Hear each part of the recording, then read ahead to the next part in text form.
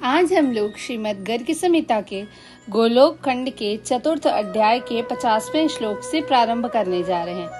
पिछली वीडियोस में हमने 49वें श्लोक तक खत्म कर लिया था, जिसमें हम देख रहे थे कि भगवान श्री कृष्ण बता रहे हैं कि कौन कौन सी ऐसी स्त्रियां हैं जिन्हें द्वापर युग में गोपी बनने का सौभाग्य प्राप्त होगा, जिसमें वो अपने पुनर्जन्म में दिए हुए वचनों की बात कर रहे थे। जिसमें हम देख रहे थे कि जब श्री राम के रूप में उन्हें वनवास काटने को कहा गया, तब उसी समय वहाँ पे कुछ साधु संत थे जो श्री कृष्ण की पूजा किया करते थे। और जैसे ही वो आए वहाँ पे श्री राम, उनका ध्यान टूट गया और उन्होंने उनकी ओर देखा, जिसके पश्चात उचुस्ते यस्तु गोपालो वंशी वेत्रे विना प्रभु इत्तम विचार्य मनसा नेमुश्चक्रुः स्तुतिम पराम। तब वे बोल उठे, अहो, आज हमारे गोपाल जी वंशी एवं वेद के बिना ही पधारे हैं। इस प्रकार मन ही मन विचार कर सबने श्री राम को प्रणाम किया और उनकी उत्तम स्तुति करने लगे।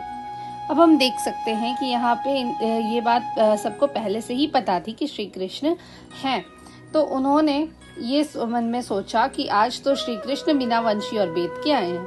ऐसा सोच के उन्होंने श्री राम को प्रणाम किया, जिसके पश्चात वरम वृणीत मुनयः श्रीरामस्तानुवाचः यथा सीता तथा सर्वे भूया स्म इति विवादिनः।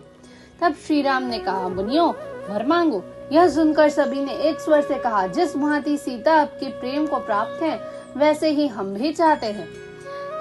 जब उन्होंने इस तरह से उन्हें प्रणाम किया और मन में ये विचार लाए, तब श्री राम ने उन्हें वर मांगने को बोला, जिसपे उन्होंने एक साथ एक ही स्वर में कहा कि जिस तरह से माता सीता आपके प्रेम में रमी है, हम भी वैसे ही रमना चाहते हैं।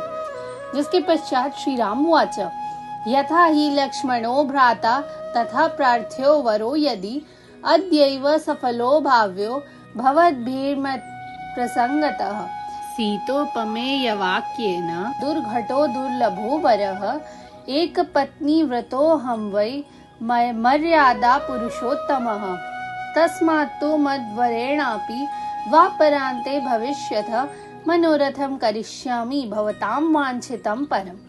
श्री राम बोले, यदि तुम्हारी ऐसी प्रार्थना हो कि जैसे भाई लक्ष्मण है वैसे ही हम भी आपके भाई बन जाएं, तब तो आज ही मेरे द्वारा तुम्हारी अभिलाषा पूर्ण हो सकती है। किंतु तुमने तो सीता के समान होने का वर मांगा है, अतः यह वर महान कठिन और दुर्लभ है, क्योंकि इस समय मैंने एक पत्नी व्रत धारण कर रखा है। मैं मर्यादा की रक्षा में तत्पर रहकर मर्यादा पुरुषोत्तम भी कहलाता हूँ। अतएव तुम्हें मेरे वर का आदर करके द्वापर के अंत में जन्म धारण करना होगा और वहीं मैं तुम्हारे इस उत्तम मनोरथ को पूर्ण करूंगा।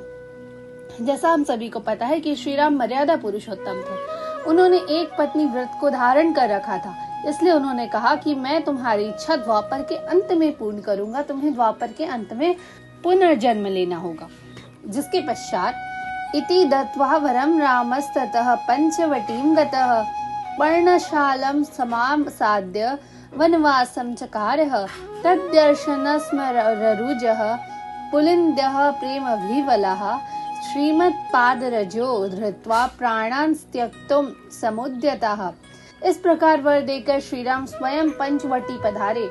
वहाँ पर्णकुटी में रहकर वनवास की अवधि पूरी करने लगे।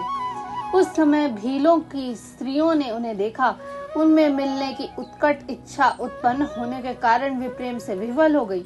यहाँ तक कि श्री राम के चरणों की धूल मस्तक पर रखकर अपने प्राण छोड़ने की तैयारी करने लगी।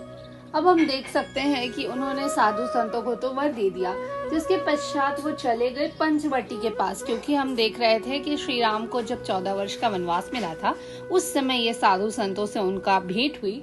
और यहीं पे जब वो पंचवटी की ओर गए तो पर्णकुटी में रहकर जो वनवास की अवधि पूरी कर रहे थे, उसी समय भीलों की जो स्त्रियां थी उन्हें देखकर वो भी प्रेम विह्वल हो गए और उन्हें भी श्री राम में समाने की उत्कट इच्छा होने लगी। तो उन्होंने अपने प्राण त्यागने की तैयारी शुरू कर दी।